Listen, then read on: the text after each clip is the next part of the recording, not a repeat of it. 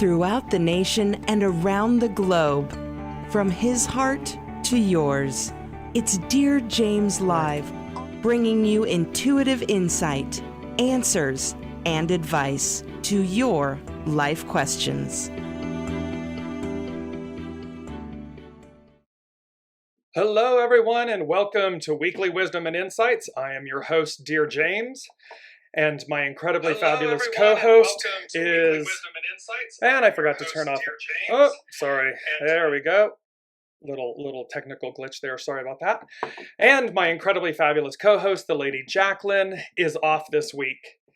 So, what an incredible culmination, an incredible moment of energies that we are going to talk about today. And again, I want to just say from the top of the hour, remember that whether this is from an individual standpoint, an entrepreneur standpoint, a business standpoint, a government, institutions, all of this information applies to all of us. It applies to the whole of the whole. And so as you're listening in, from whatever platform you're listening in, realize that this information is for all of us. And that's the beauty of it. And the Lady Jaclyn and I bring this information to you weekly for that exact purpose, for advancement, for wisdom, know-how, grace. And so I'm just really, really excited, and welcome Brigitte joining us from Canada. And as you know, I'm going to take your questions live throughout the broadcast and incorporate your comments. So by all means, as you're joining us and everything, please put a shout out in the comments that you're here, where you're joining from, and any questions. If you want specific guidance from the unseen, from an intuitive standpoint, place it in the comments and I will cover it. And just as well, your own comments and so forth. So let's dive in, because this is, it's really quite amazing. The Lady Jaclyn and I started this show on November 17th of 2021. So 11/17/21. And we have been building and building and building, listening, receiving. And they've been guiding us and telling us a story. Each week, they guide us. We don't plan the shows and so forth. We sit, we listen, we look at the human design gates, and we see what the information is that they want us to convey. And there's a really profound, I was very aware of the fact that this is the culmination point. And the main theme that they gave me for today's show is arrival. Like arrival, we've arrived. And that's going to tie in, the arrival ties in with 8/1. So August 1st, 8/1. And then I heard subsequent words of the word return and the word celebration. So we have arrival, return, and celebration. And you're going to see, I'm going to cover this, how 8/1, and it wasn't until I was sitting there, I was looking at this because it was very specific. Arrival, 8/1. Wasn't no year. The arrival, it's like it goes on in infinitely. It continues. There was no putting 8/1/22 or anything like that. No, it's 8/1, and how that is the arrival, and thereby, and then it just goes on limitlessly in infinity. And it wasn't until later, because upcoming, the Lady Jaclyn and I have been speaking about, in a couple of the previous shows, we were speaking about this upcoming once in a lifetime, hasn't happened in 2400, 2500, not since Alexander the Great, the era of Alexander the Great. This Mars, Uranus, North Node conjunction in Taurus, and it's at 18 degrees. And we'll get into that. I'll cover this in a bit.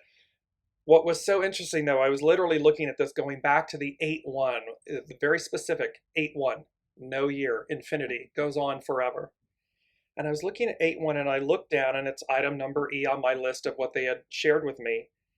And all of a sudden I'm like, oh, 18, 8/1, 1/8.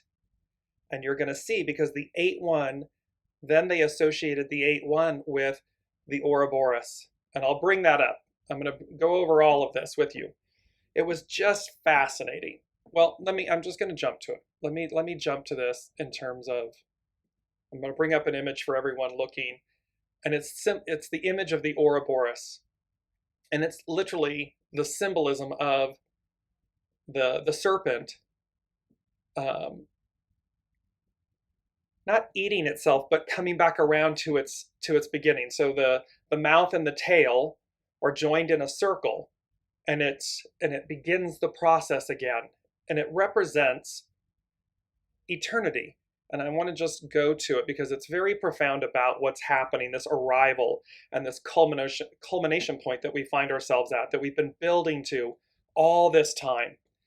And so with that, what we see is the Ouroboros is an ancient symbol depicting a serpent or dragon eating its own tail. It entered Western tradition via ancient Egyptian iconography and the Greek magical tradition. It was adopted as a symbol in Gnosticism and Hermeticism, and most notably in alchemy. It's associated with the Philosopher's Stone. It also represents the cyclic renewal, the eternal, 8-1 infinity. The eternal cyclic renewal of life, death, renewal. So this is culminating. This is the arrival of this 8-1 moment of a whole new way, a whole new world.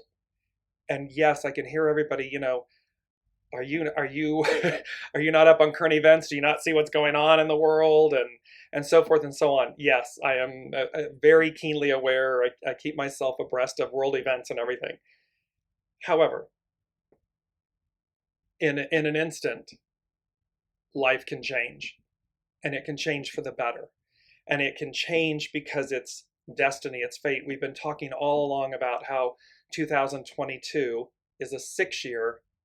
And it's about both conflict, so the conflict, the chaos, the not wanting to let go, the not wanting it to move forward, and the destiny of it, the future of all, and how the arc of time bends forward. It moves forward. It advances forward. And so you see how this is, the Ouroboros is the symbolism, is the timeless, the ancient symbol that represents this continuum. However, it's not just a continuum as, oh, same old, the way it was. No, it's a whole new world, a whole new way. And so, and I also just want to come into, one of its first, the Ouroboros, its earliest known motifs is found in the enigmatic book of the Netherworld. It's an ancient Egyptian funerary text in the tomb of Tutankhamun. There's also then in Gnosticism and alchemy, it's the serpent biting its tail, symbolized by eternity and the soul of the world. The soul of the world. The ongoing, the whole of the whole. And in the Gnostics, the Pistis Sophia describes the Ouroboros as a 12-part dragon surrounding the world with its tail, and thereby in its mouth, and thereby it's protecting the world. And the last piece is that it was associated with the Philosopher's Stone, and it's a 15th century alchemical manuscript. The Aura Consurgens features the Ouroboros, where it was used among symbols of the sun, the moon, and Mercury. So the sun, the moon, and Mercury. The divine masculine, the divine father, the divine feminine, the divine mother, and the divine orator, the divine spirit, this communicative way, delivering from the highest of the high the information, the wisdom, the soma that we need. And so this is the representation. This is the arrival. So 8-1 is the arrival of this moment. Tomorrow, we have a new moon. It's a Leo new moon, Think back to the Giza Plateau, the ancient pyramids, how they are directly aligned with the constellation of Leo, Aquarius. They're on the Leo Aquarius axis. So the Sphinx is aligned with that Leo Aquarius axis. And thereby, sorry, I'm just looking at my notes. And thereby, we have this return, this arrival, this return, and this celebration. And it was really hitting me that August 1st, 8-1, I want to let me remove August, just 8. 8, the number of infinity, eternity. It's on the magician in the tarot. It's turned on its side. It's the infinity symbol. So we have 8, eternity, infinity, 1, new beginnings. And when you combine the 8 and the 1, it's a 9. 9 is the completion of the cycle. It's the completion of something. So we have the completion. So you can see how contained in the infinity of something and the new beginning of something is also the end of something. 8, 1, and 9. And so this perfectly represents the Ouroboros, this continuum, this end of a times, end of a way, and the beginning of the new, a new one. A lot of incredible, and we have a whole, they gave me an entire who, what, why, how, and we're going to cover that as well. So you can't, for those watching live, you can see my face. I'm beaming, I'm smiling, because of the fact that it just, the energy of this is so beautiful. It's so pure, and it's so good. And that represents the arrival of the new. And the first thing they said was the golden age of discovery. And then they added new adventure awaits. So this truly is a time. This is a demarcation. This is a complete ending and beginning in how this golden age of discovery and how we go about, and the first word they're giving me right now is flow. How we flow with this will determine how we receive it, how we experience it. If you are locked in a place of it must show up this way, you're going to be disappointed. You're going to experience frustration, hardship, obstacles, blockages, blocks. However, should you decide to be arms wide open and flow, receive, remember this force of this, the great spirit, the great mother, the force of it. And they said in a few shows back, it's not an energy, a force to be contained, held on to. It's meant to flow through. It's meant to permeate, embody. And thereby, as we flow with it, we are in the golden age of discovery. New adventures await. And so it's really shedding. Look at the Ouroboros. It's the shedding of the serpent, the snake skin, the dragon skin, so as to be renewed. It's not about holding on to who we were. It's about releasing that. It's about there's a whole new way. There's a whole new world. We have the opportunity, and again, business, institutions, governments, peoples, there's a whole new way. We simply align with it. We simply flow with it. And it's going to carry us. We've been talking about the wave. That wave is going to carry us forward. If you're in the shadow side of it, you know, there many years ago, they're giving me I was out in Southern California at one of the beaches, just not too far out, you know, enjoying the water, the ocean, and all of a sudden this huge wave came, and it just kind of whoosh, and it sent me to literally shoved me to the ocean floor and rolled me up and kind of spit me out onto the beach. Scraped, you know, bruised, scraped, the whole shebang. So we're either in that shadow element energy, where that's the experience, or we crust it and we're gently delivered. We go with the flow. It just continues. It flows. And it's really, we've talked so much about following your soul source connection, listening to your soul source connection, going as guided. True north. Your soul will never lead you astray. Period. End of story. And again, this is true. Soul of a government, soul of a country. The soul of America is being challenged. What is her ideal? What is her deliverance? What is the hope for America? And this is true of all countries, all peoples, all religions, all institutions, micro to macro, whole of the whole. So we can see that we have this opportunity, this arrival, and it's, are we choosing it?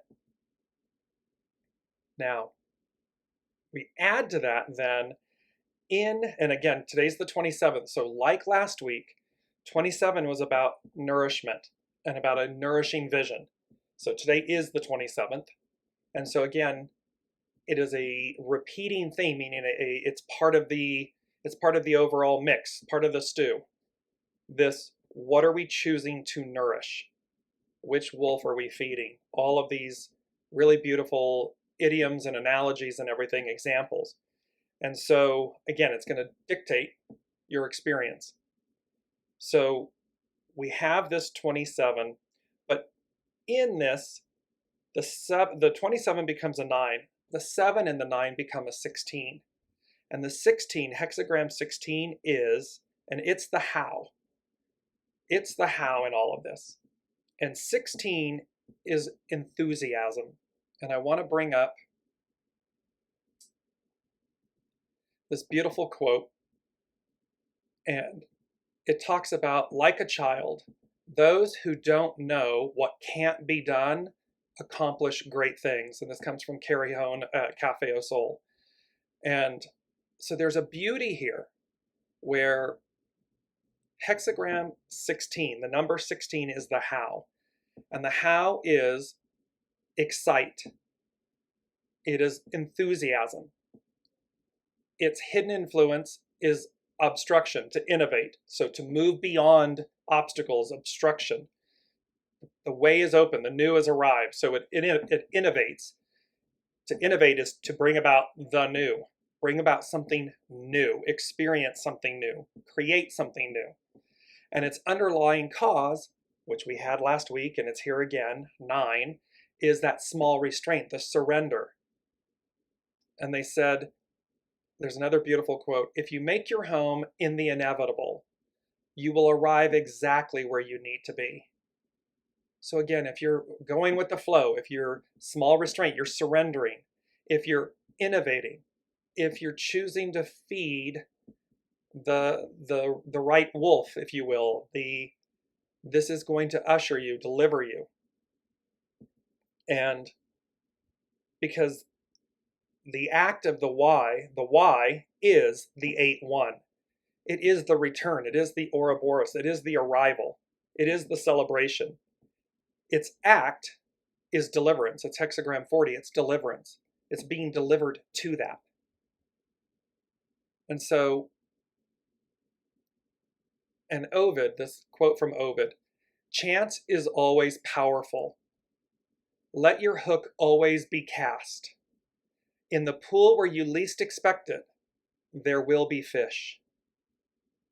So see, this is about not controlling our destinies, our outcomes, not controlling, not holding on so tightly so as to disturb. You know, it creates a disturbance. That kind of control is disturbing, literally. We can see when people control and how disturbing it is, how incongruent it is. And yet when people flow, chance is always powerful. It's powerful. I posted a beautiful post that said, be powerful, not destructive. That's what this is talking about. Be powerful. Chance is always powerful. Let your hook always be cast. For in the pool where you least expect it, there will be fish. And so this beautiful expression of enthusiasm. Enthusiasm is the how. This is how.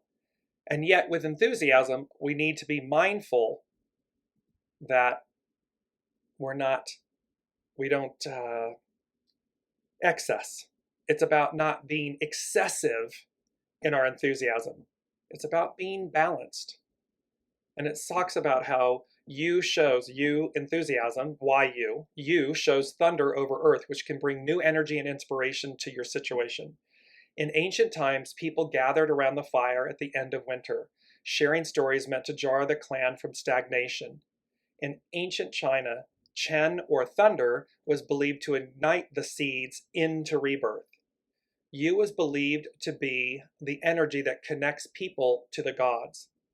It is associated with art and music and any inspirational work that ignites our imagination and lifts us out of this world for a while. The trick is to work with this enthusiastic and inspired energy in a way that you do not become lost in it. See, this is about it aligning you, inspiring you, carrying you, expanding you.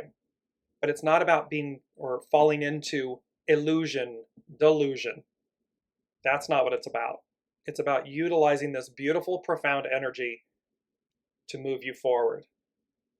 Hello, Elizabeth from France, for joining it. Thank you for joining us. And we're going to continue on again. If you have comments or specific questions that you would like information, intuitive insight on, please post them. And as you're joining us, please post in the comments. It's the only way we know that you're there and joining with us.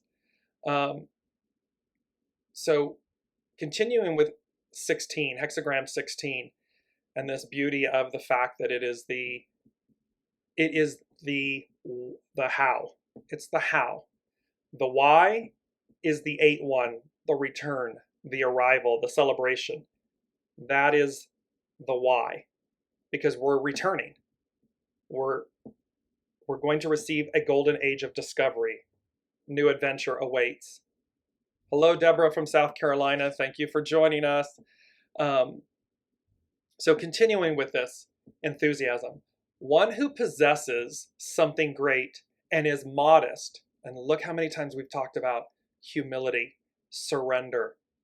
It is about the divine. We began this show for the specific reason of speaking about the return of the divine feminine in 2022 and beyond. They're giving us this beautiful arc of it's 2022 and beyond. Infinity goes on forever.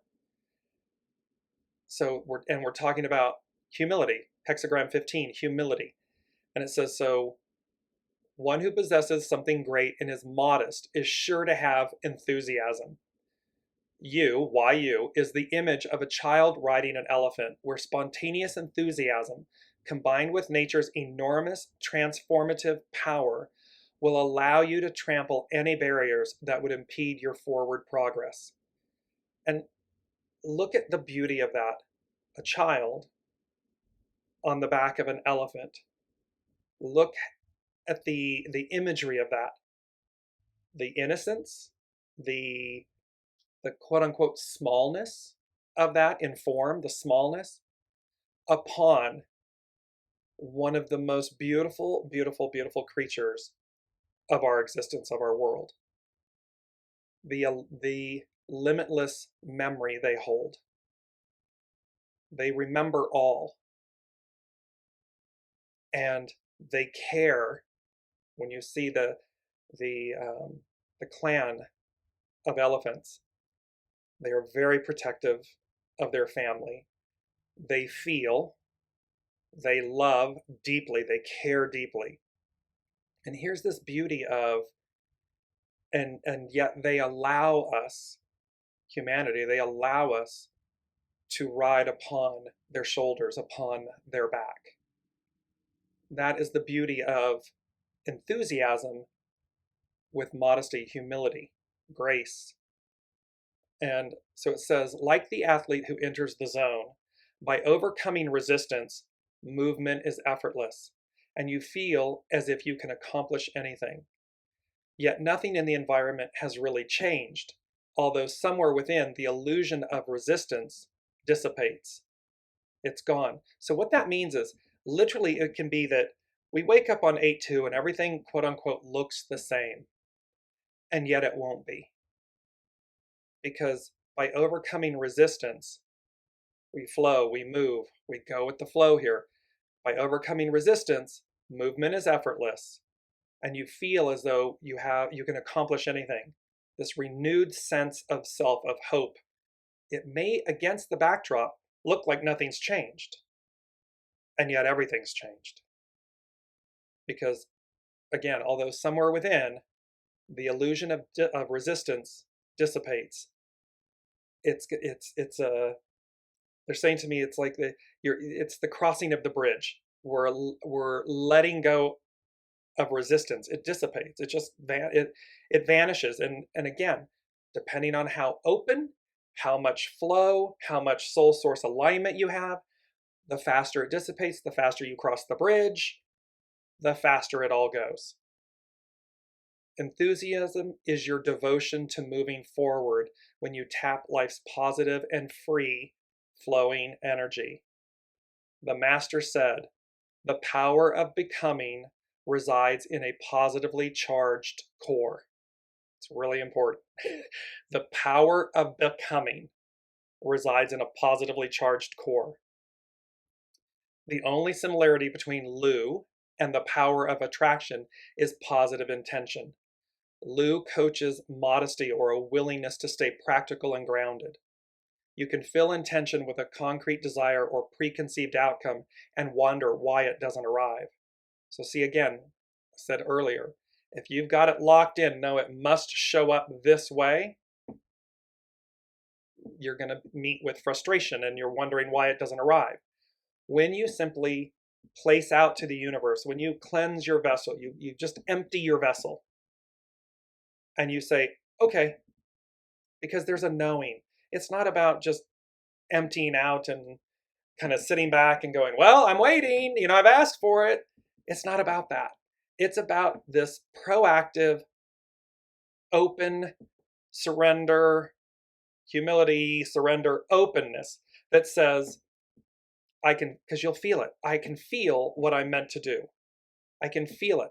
I'll have a knowing. It's not the mind chatter, it's a knowing. And then by allowing that, okay, show me the steps. Show me the way. And you will align and you will flow with that. And again, this is true for all. Individual, entrepreneur, business, government, institutions, the whole of the whole. And while I'm here, I just want to, Anne, welcome from Pennsylvania. Thank you for joining. Vissa from Minnesota, and from Ava from Denmark. Wonderful to have you all joining. And Brigitte, she has a comment. When you speak of control, how does seeking out information in the Akashic records for direction play into that? Is that a form of trying to control the outcome? So depending on how to specifically answer this, Brigitte, depending upon how you're approaching it, how you're utilizing the information in the seeking out of the information, what's the purity of your intention? And whether it's the Akashic records, whether it is a past life, when you do a past life regression, no matter when you look at any divination, the I Ching, astrology, numerology, tarot, all of these divinations, what is the purity of your intention? And I often say that the beauty of these is to never be stuck in them. Like you do a past life regression. It's not about reliving the past. It is not about staying in the past. It is about discernment, utilizing the information so as to know, to receive, to release, to better oneself in that way. So it's not control if you're utilizing the information in that way, that you are doing so, the way they're giving this to me is lightly, meaning you're holding it lightly, you're reviewing it lightly, you're receiving it lightly. It does not mean that it will not profoundly impact you. It can, and it most likely will. However, you're not controlling, you're lightly holding, you're lightly receiving, you're lightly pursuing. And thereby, you are not controlling that information or the outcome. If the intention is not that, if it is to control, to achieve an outcome, and so forth, then again, you're in the shadow side of that, you're in the shadow element of it, and thereby you will receive that experience because you're ultimately controlling something. So the Akashic records are, it's the halls of Amenti and so forth. It is the reflection of your totality, and totality meaning all your lives, your essence and everything. And so with that, or whether it's another divination, go about it lightly. And lightly just meaning, again, you're not holding, you're there to receive. Receive it, let it flow through, and release. And the release many times comes because the information goes ding, you get that hit, you get that affirmation, confirmation, boom, and it hits. And you know to release it. It is never about staying there or, allowing the past to override the present. Never. It's about utilizing these divination tools, this wisdom, so as to move, so as to flow in the present.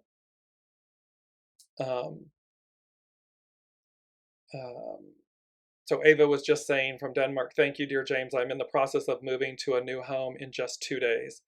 That's beautiful. See, there's movement, there's fluidity, there's this knowing when to go, when to stay, what's taking place, why you're doing what you're doing, and it's a knowing. Yes, we need the ego and the mind. We always say we need a healthy ego, a healthy mind. However, it is about following your true north, your soul source connection, your knowing. And this is really the arrival of this. This is the, it change in an instant.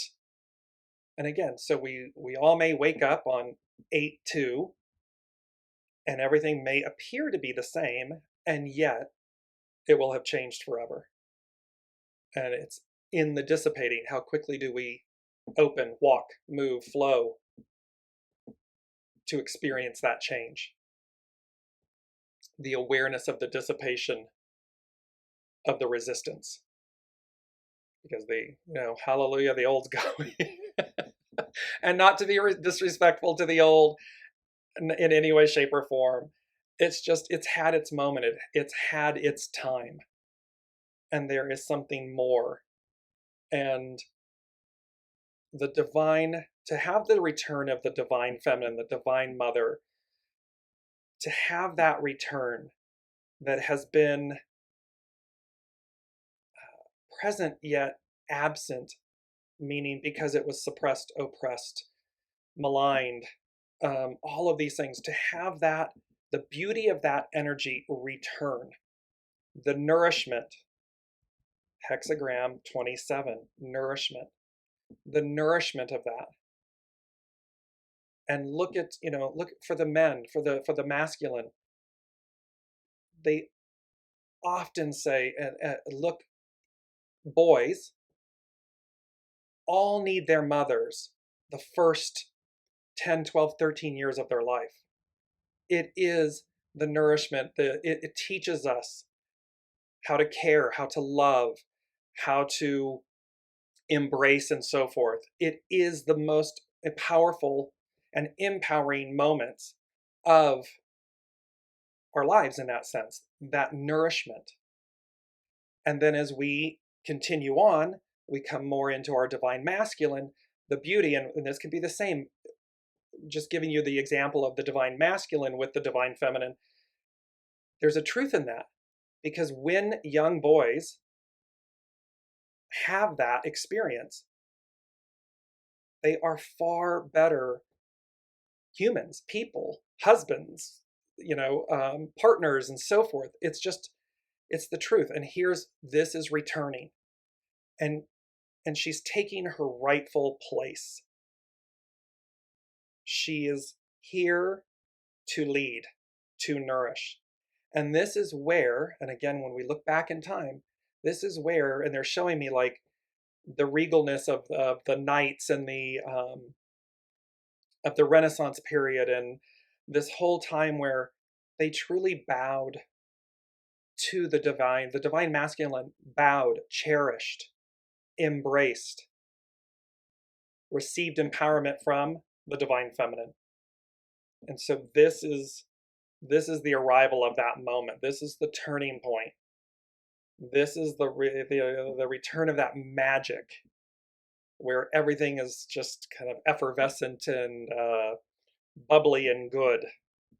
So we have this on offer.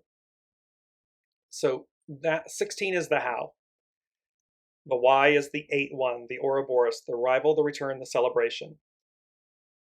The what is the golden age of discovery. It is the new adventures. So the what is this golden age of discovery, this new adventures await, this return. And the who is the whole of the whole. The whole of the whole. And when we're talking about the whole of the whole, they are talking about the whole of the whole, the all that is. Everything that in existence is the who. Who's receiving all of this? So in every galaxy, in every creation, in every constellation, in every fiber of being, the whole of the whole receives this. And they also then singled out, if you will, humanity. So it's the whole of the whole and humanity. This arc of destiny, this hierarchy, meaning to raise us up, to bring us to a higher state of being, to go back to where we began an octave higher. And so again, whether you're an individual, whether you're a business, a government, an institution, go with the flow. Because you're either going to be moving forward, the arc of destiny, receiving all of this bounty, this abundance, this honor, this privilege, this gift, or you're not. You're going to be in contrast, in conflict. And what's the point? I mean, yes, we can learn from conflict. We certainly do. We do all the time. And yet, for those of you who have listening, if you've ever had what we call the cosmic 2x4 come along and smack you, you only do it once. Because in that instant moment when the universe pulls out the cosmic 2x4 and just goes wham, in an instant, in a knowing, you know everything. You know exactly what you did do, didn't do, should have done, and it's internal. It's a soul thing. It is a knowing. So, be kind and gentle. Flow. Go with the flow. Elizabeth is saying, just being aware of this free-flowing energy is keeping me out of trouble. I have the time to stop and question if it's mine to deal with. I have been taking the time to look up, embracing grace today and honoring stillness. Yes, yes, yes. What an incredibly beautiful roadmap. That is exactly it. It is in the allowing. It is in the humility and the grace. It is in the stillness. It is in looking up to see, because look how many times do we not see the magic around us? And this is going to tie into, I believe, what Jennifer is sharing with us. A blade of grass. One can sit with a blade of grass and receive its beauty, receive its magic. If you've ever been where the wind is blowing, this light blowing, and you hear the leaves rustling, this is a form of beauty, of grace, of stillness, of receiving, which keeps you, monkey mind, too much monkey mind, it keeps us out of that state. It keeps us out of that which distracts, disconnects, that creates conflict, or that creates an ill intention, control. I want to effectuate a particular outcome, so I'm going to control, I'm going to manipulate. Well, again, okay, have that experience. It's not going to be fun. And you're not going to receive what you thought you were. So even though you may, quote unquote, be the victor, it will be hollow, because it will collapse of its own accord, because it wasn't pure. And thereby, is that the experience or in the path you wish to pursue? Or like Elizabeth is sharing, in the allowing, in the grace, in the stillness, in the looking up. Jennifer is sharing, so I've been meditating every morning with the sun on my face, and I wanted to share something with you. As I sit down, I ask my guides for help and signs in my life. I thank them for their guidance, and I tell them that I am open to whatever they need me to see to move forward. I have to say that lately I have been seeing such beautiful chakra colors and have looked up their meanings.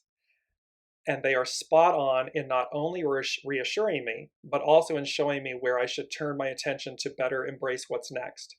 If you are meditating regularly, I hope that you are experiencing the joy of seeing your chakra aura colors too.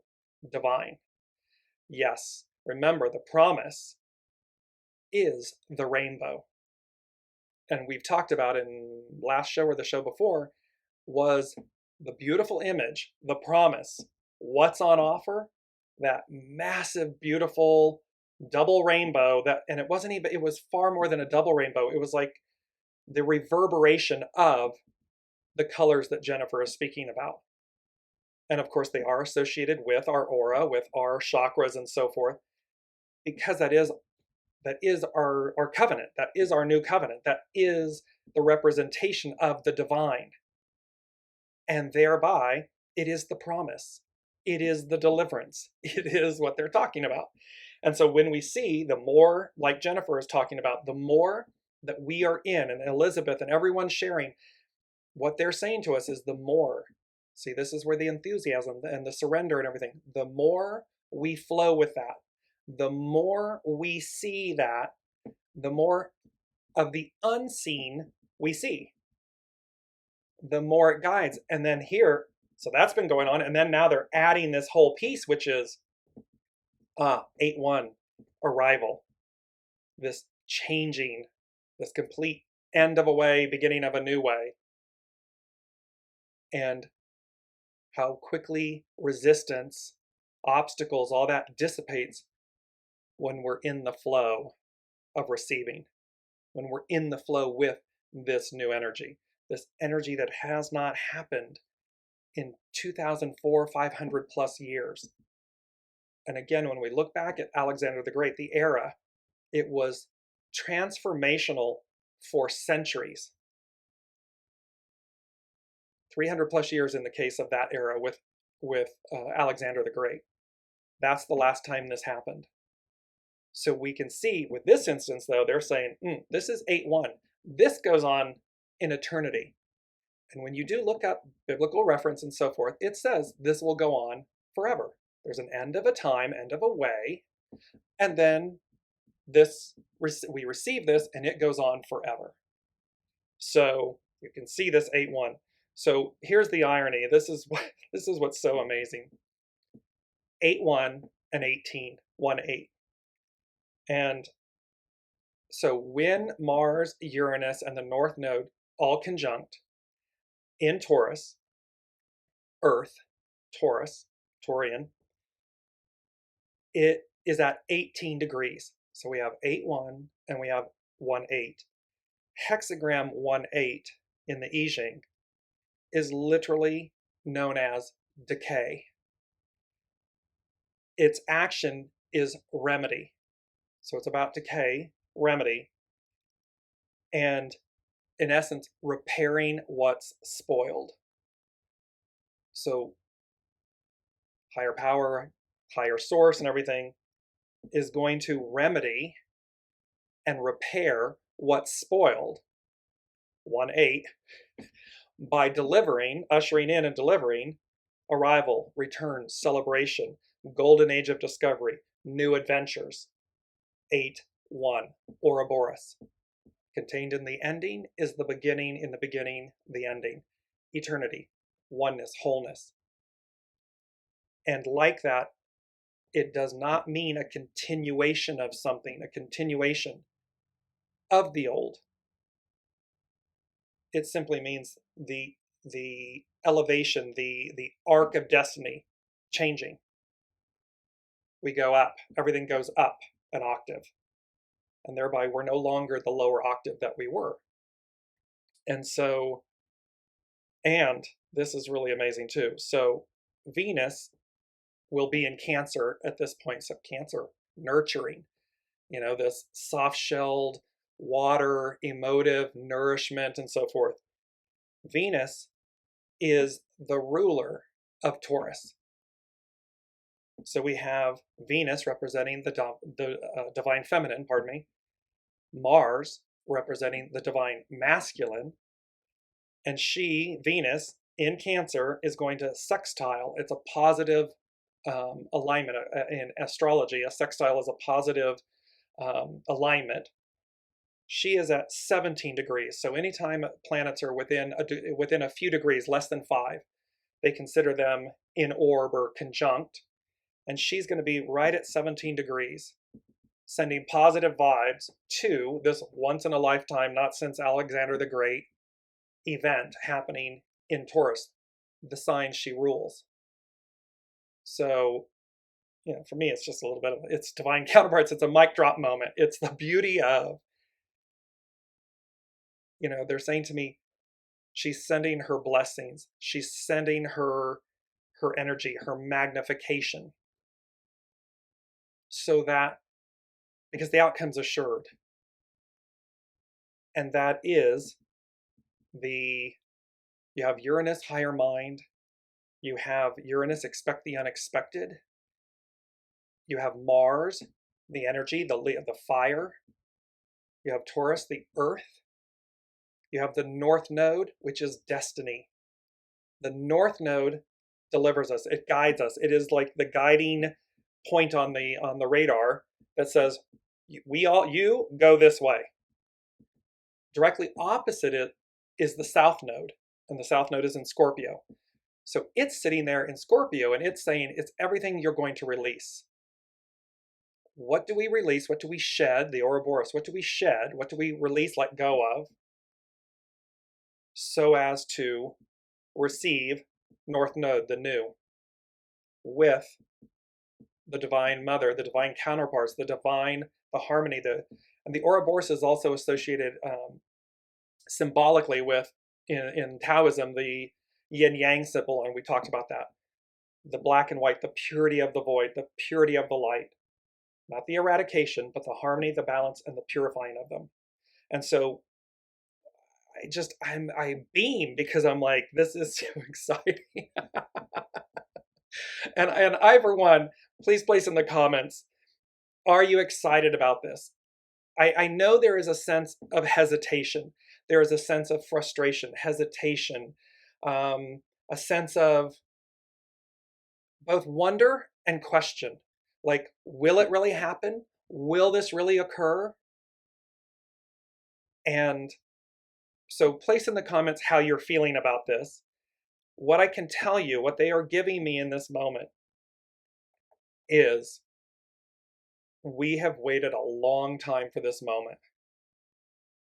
It has been discussed and talked about for 2,000 plus years. And so while we may question, doubt, and so forth, that is not the lane, the energy or the lane to remain in, to stay in. The lane to go in, to go to, is This is absolutely possible. We absolutely came here for this moment to experience it. I am absolutely open and willing, and I am excited to receive these divine blessings, is the way they're giving it to me. And we need only, they're saying to me in this moment, we need only go within to see, to receive, to proclaim. Meaning, as you, because this beautiful analogy, as you release any obstacles, blocks, thoughts, patterns, all this stuff, these old stories, as you just release, the more and more and more and more and more, you're going to come to realize, oh, we're not in Kansas anymore. This is not, this is not the old earth. This is not the old place. This is not the old. And thereby you're able to, quote unquote, proclaim, you're able to share, you're able to go, did you see that? I just experienced that, right? I did. I just saw that, right? And more, and it ripples. It's that beautiful image that was in, I believe, last week's show. The ripple effect of the colors of the rainbow that Jennifer Ian was sharing with us. And that is the return. That is the celebration. That is the arrival of this moment. And for those of you that have been following perhaps from the beginning, I returned to the image, to the backdrop on screen that we began, the Lady Jaclyn and I began the show with. There was something very poignant about that. I knew to do it, to go back to where it had began, where we started on 11/17/21. Because come 8/1 and on, 8/1 and beyond, I knew it would be new or different. And so it was about the Ouroboros, about coming full circle to where we began this journey, because it will change. And that's the beauty of it. That is the excitement of this moment and sharing this journey with all of you. It is truly a blessing and a privilege, and I'm just so excited for all of us and can't wait to see how things begin play out, how they change for everyone. Just to go through some of your comments, Brigitte, this is so deep. Yes, yes, it is. It is deep and profound.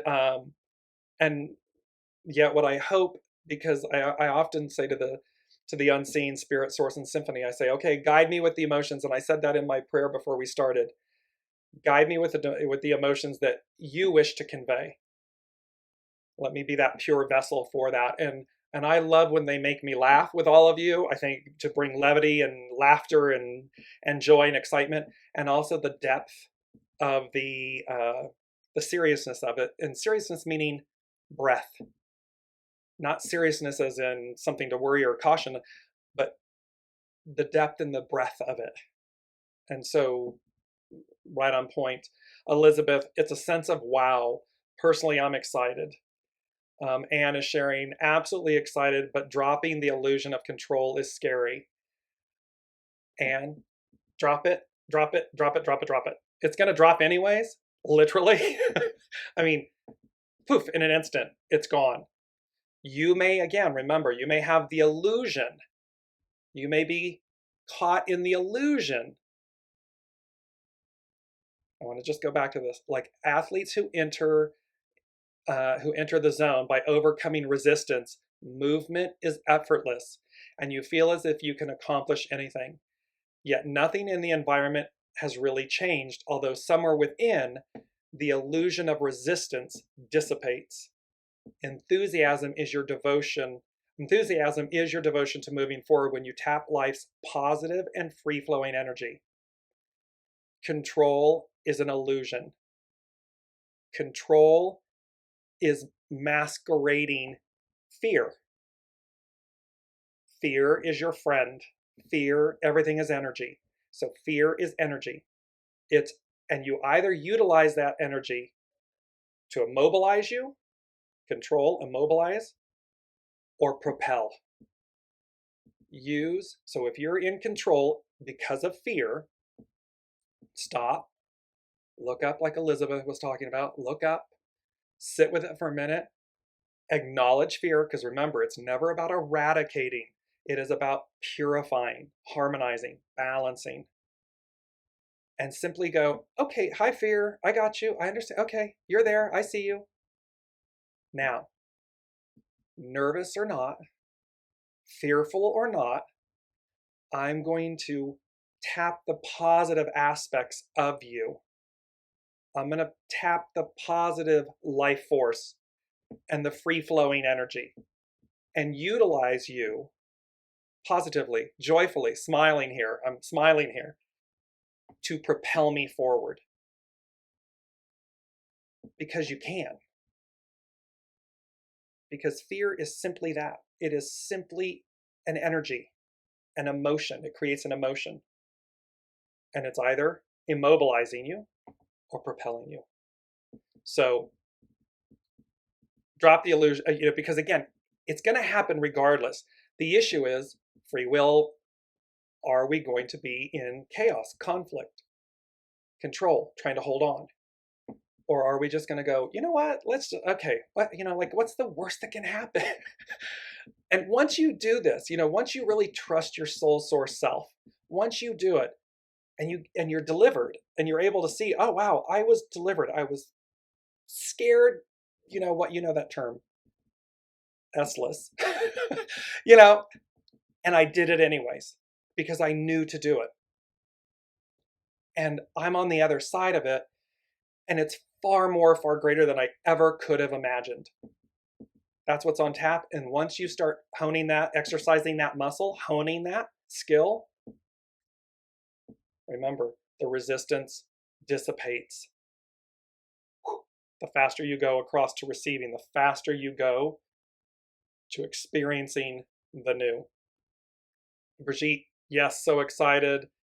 Ava, excitement. For me, Uranus is a lot about liberation, and the North Node is about our soul purpose. Absolutely. That is exactly it.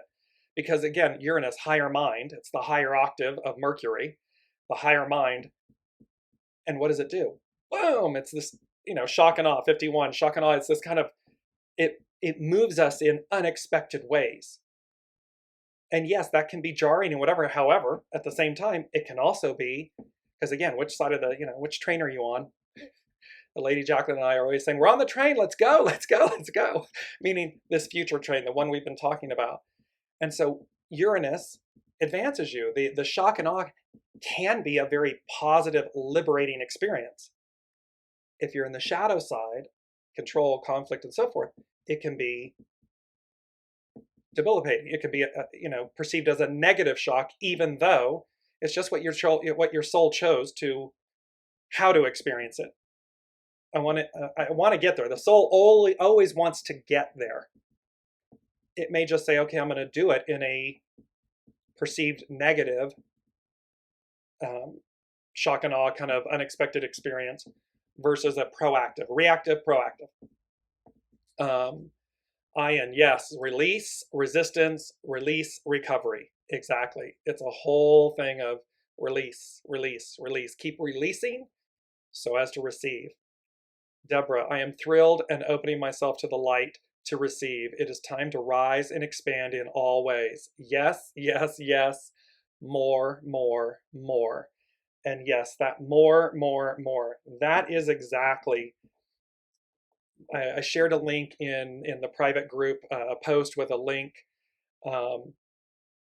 about the Leo new moon and the Uranus Mars North Node conjunction, the stellium in Taurus.